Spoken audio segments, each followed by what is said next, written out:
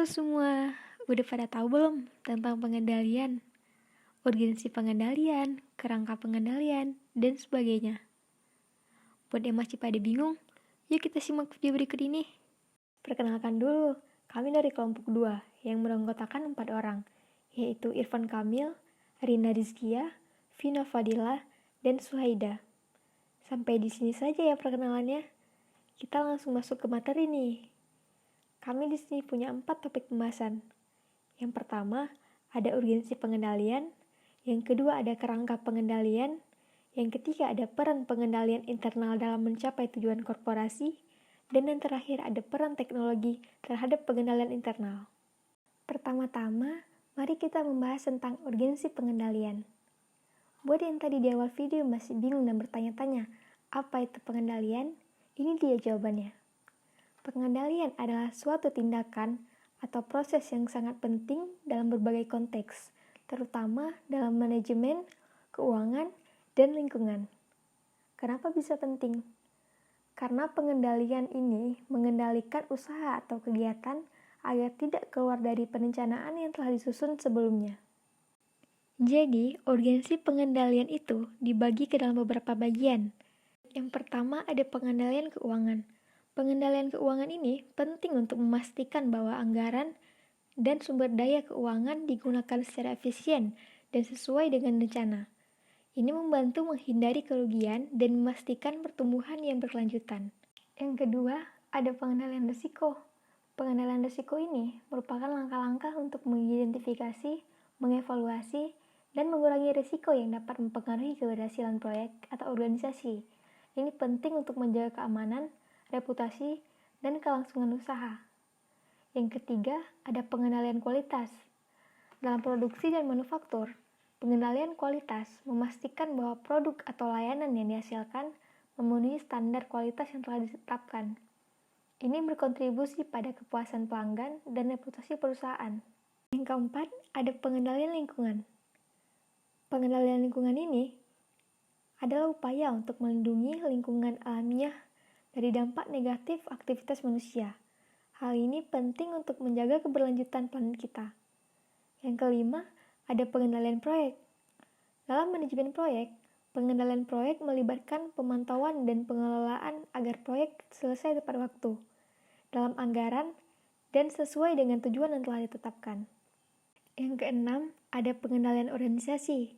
Pengendalian dalam konteks manajemen organisasi mencakup pemantauan kinerja, perencanaan strategis, dan pengambilan keputusan untuk mencapai tujuan perusahaan. Yang ketujuh, ada pengendalian kualitas. Ini adalah pengendalian keamanan. Dalam bidang keamanan, pengendalian digunakan untuk melindungi orang, aset, dan informasi dari ancaman dan risiko keamanan. Sekarang kita masuk ke topik selanjutnya, yaitu kerangka pengendalian.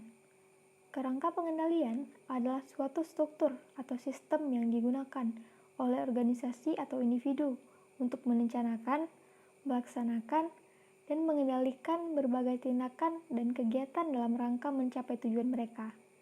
Kerangka pengendalian membantu memastikan bahwa proses, sumber daya, dan aktivitas berjalan sesuai dengan rencana, standar, dan kebijakan yang telah ditetapkan. Berikut ini adalah beberapa elemen-elemen penting yang ada dalam kerangka pengendalian. Yang pertama, ada tujuan dan sasaran. Kerangka pengendalian harus dimulai dengan pengidentifikasian tujuan dan sasaran yang ingin dicapai oleh organisasi atau individu. Ini adalah dasar dari semua tindakan pengendalian. Yang kedua, ada identifikasi risiko. Organisasi perlu mengidentifikasi potensi risiko atau ancaman yang dapat menghambat pencapaian tujuan mereka. Ini mencakup risiko keuangan, operasional, keamanan, dan lainnya. Yang ketiga, ada kebijakan dan prosedur. Kerangka pengendalian harus mencakup kebijakan dan prosedur yang telah ditetapkan untuk mengarahkan tindakan dan kegiatan. Ini termasuk pedoman yang harus diikuti oleh individu atau tim dalam organisasi. Yang keempat, ada pengukuran dan pemantauan. Organisasi perlu memiliki metode untuk mengukur kinerja dan kemajuan terhadap tujuan.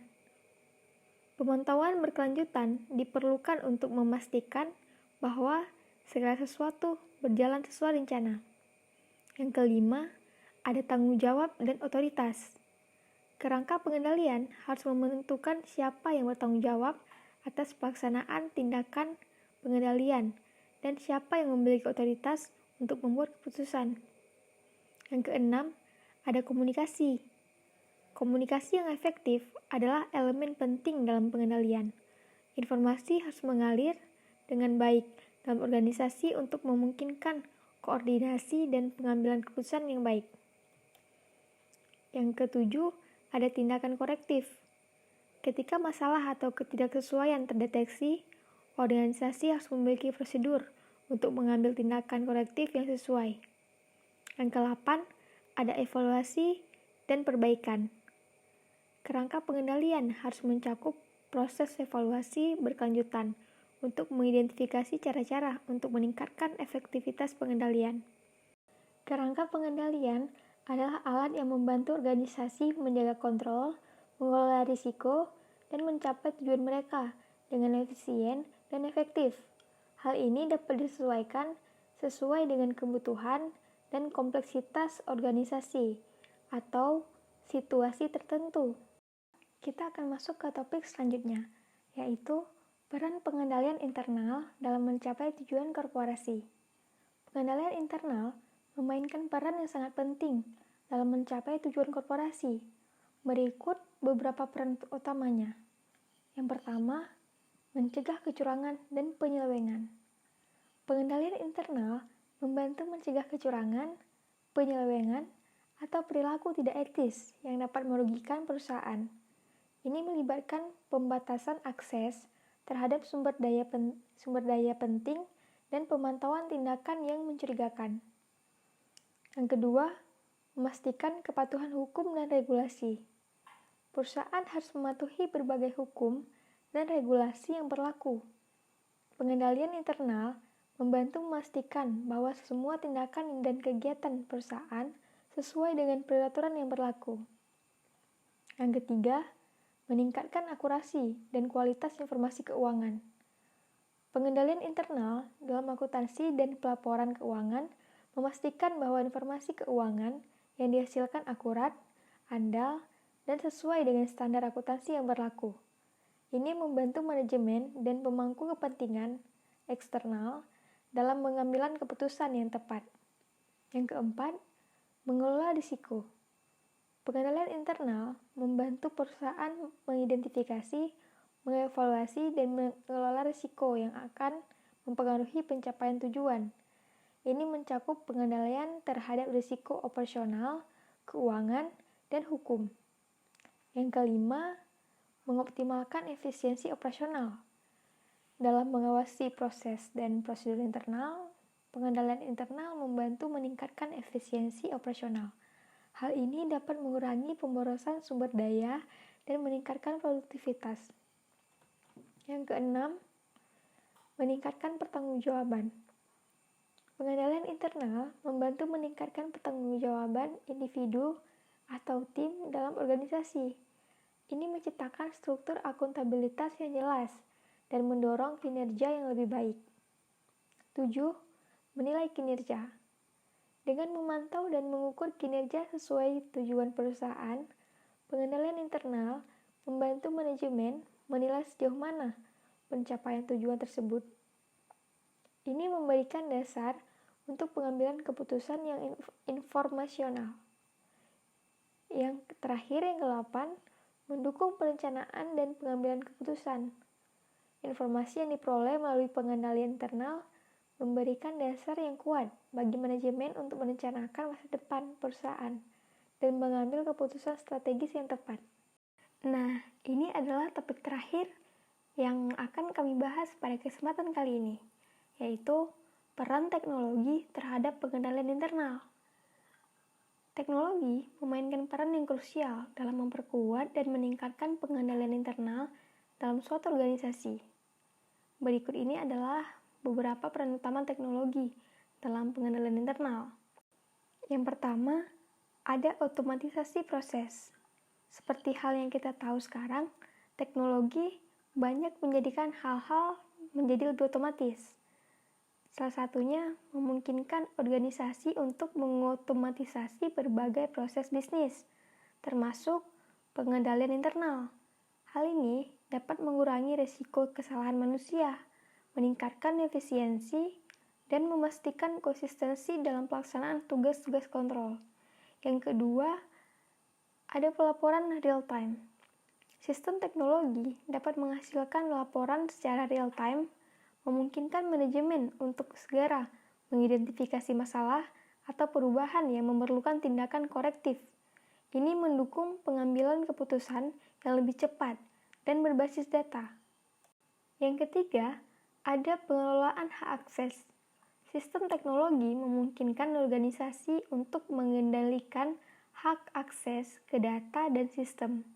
Dengan adanya mekanisme autentikasi, izin pengguna, dan audit trail, perusahaan dapat membatasi akses yang tidak sah dan melacak aktivitas pengguna. Yang keempat, ada pemantauan dan peringatan. Teknologi memungkinkan organisasi untuk memantau proses dan aktivitas secara terus-menerus.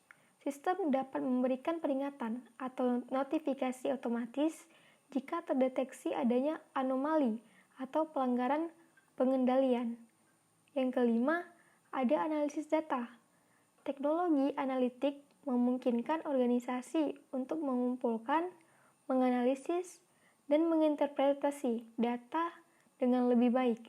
Hal ini membantu dalam mengidentifikasi tren, peluang, atau risiko yang mungkin terlewat. Yang keenam, ada audit elektronik. Dalam audit internal dan eksternal, teknologi memungkinkan auditor untuk mengakses data dan catatan dengan lebih mudah.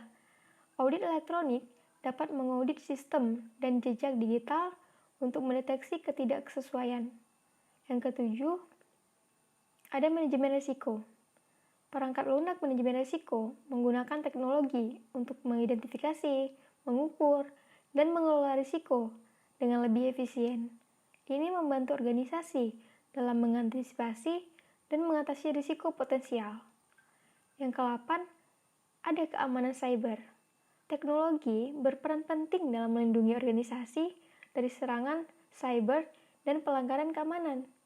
Sistem keamanan informasi, firewall, dan solusi enkripsi adalah contoh teknologi yang digunakan untuk melindungi data dan sistem. Dan yang kesembilan, yang terakhir adalah pemulihan bencana. Teknologi memungkinkan organisasi untuk merencanakan dan melaksanakan strategi pemulihan bencana. Penyimpanan data yang aman dan cadangan yang teratur adalah bagian dari upaya ini. Dengan teknologi yang tepat, pengendalian internal dapat menjadi lebih efisien, efektif, dan adaptif terhadap perubahan lingkungan bisnis. Namun, penting untuk mengimplementasikan teknologi dengan baik dan memastikan bahwa sistem tersebut terus dipantau dan diperbaharui untuk menjaga keamanan dan keandalannya. Sekian presentasi dari kelompok kami. Jika ada kekurangan, mohon dimaafkan. Jika ada kelebihan, mohon dikembalikan. Cuci tangan sampai bersih. Cukup sekian dan terima kasih.